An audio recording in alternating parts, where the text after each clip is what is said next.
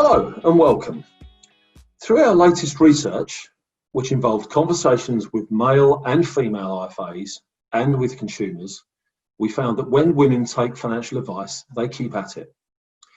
One meeting can become a lifelong relationship that, in some cases, then passes on to the client's children.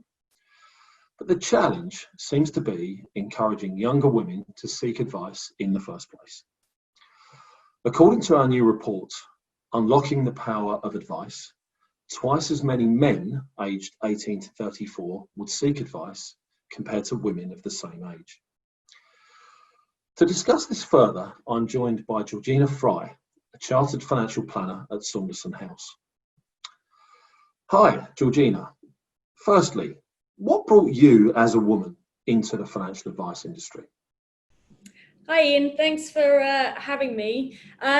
I actually found my career as a bit of a lucky accident. After finishing university, I didn't really know what it was I wanted to do, and a fortunate conversation with a friend who actually had just been accepted onto the Saunderson House graduate programme opened my eyes to what a financial advisor was, and it sounded like an interesting challenge. 6 years and lots of exams later, I'm happy that I made that leap. Why do you think we see that difference between men and women?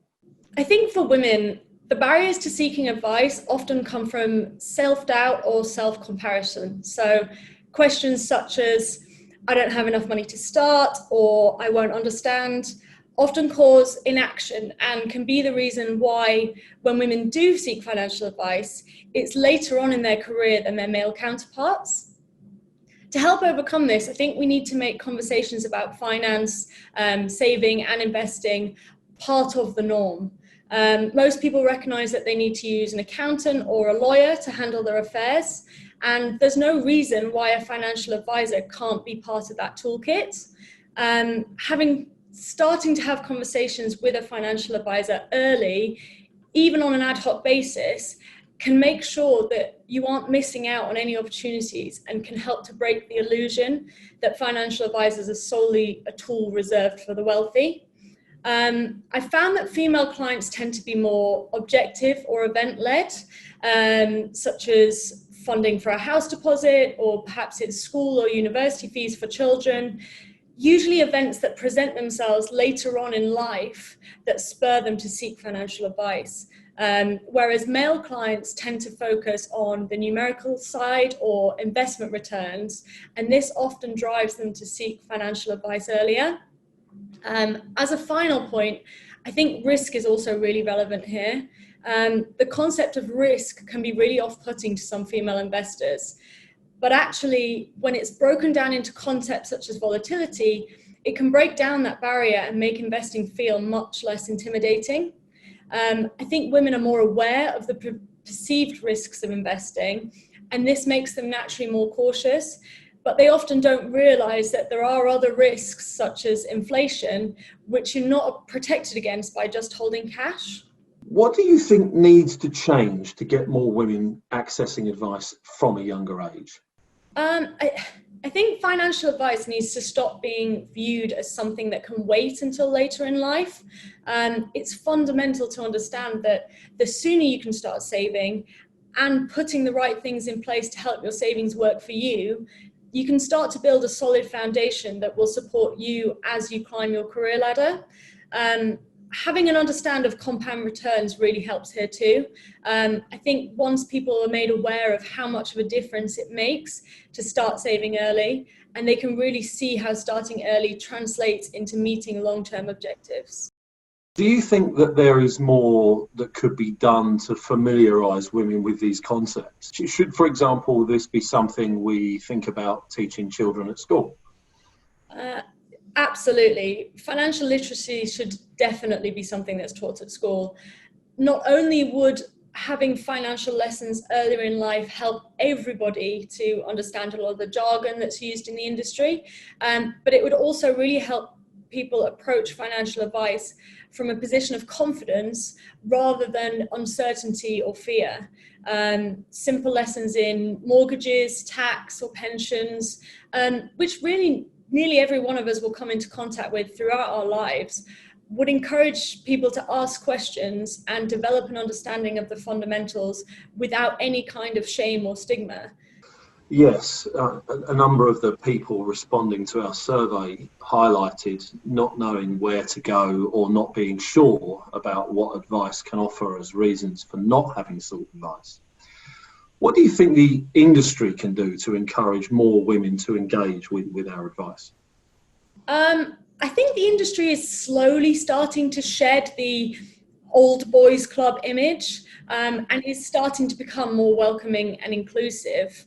Having a knowledgeable and trustworthy financial advisor really plays a key role in women feeling comfortable, engaging with advice and investing. And I think that the industry can do more to highlight that engaging with an advisor is the start of a very personal relationship with a professional that will continue to act in their best interests. Often a financial advisor can be portrayed as being impersonal or money focused, but this really couldn't be further from the truth. Financial advice varies drastically, starting from the very basics, what people can do sort of right now, to more sophisticated financial planning for professionals looking at reliefs, investment vehicles, and estate planning to really make sure that your money is working properly for you. Because of this, a financial advisor not only has to be able to listen to their clients' needs and find the most appropriate solution for them, but they also need to be able to build that personal relationship and really work from a position of trust. I think if the industry was able to show that client-centric personal side of financial advice, then more women would be open to seeking advice. Okay, and based on that experience, what role do you think that the workplace has in making advice more accessible, particularly for women? The workplace needs to play a central role in making advice more accessible for women. We often work with HR departments in law and accountancy firms to put on workshops and financial health checks for their staff and helping their staff to understand the basic foundations of quite complex areas such as pensions and investing, and to help people identify any areas that haven't been considered. For an employee, being able to attend these in groups alongside their peers sheds some of that stigma around seeking advice and promotes an atmosphere of learning.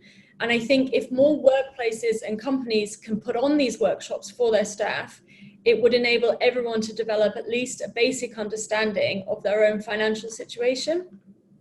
And Georgina, there are still relatively few women in the advice profession. What steps do you think the industry can take to increase diversity and encourage more women like yourself to consider advice as a career? Yeah, I think you're absolutely right. As I sort of said myself at the beginning, my career choice was a happy accident. And I think the industry is taking small steps to increase diversity and encourage more women, but there definitely could be a bigger push.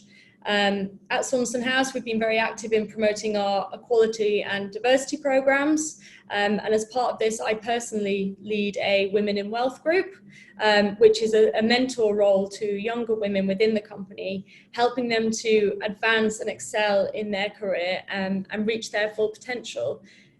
I think that workplaces really need to understand that a one-size-fits-all approach to training and career progression won't work anymore, and they need to provide well-rounded support that can help a multitude of personalities to advance. It's also worth mentioning that if the industry wants to advise a more diverse range of clients, then we need to be more diverse ourselves. Historically, when most of the people who needed advice were white and male, the industry got away with employing a workforce that matched.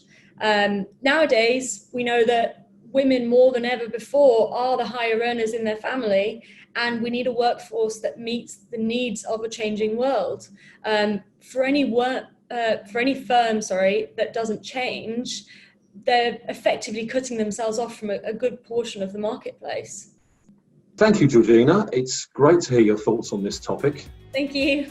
If you'd like to find out more, you'll find the full report plus a short summary of key takeaways on our website. Thank you for watching.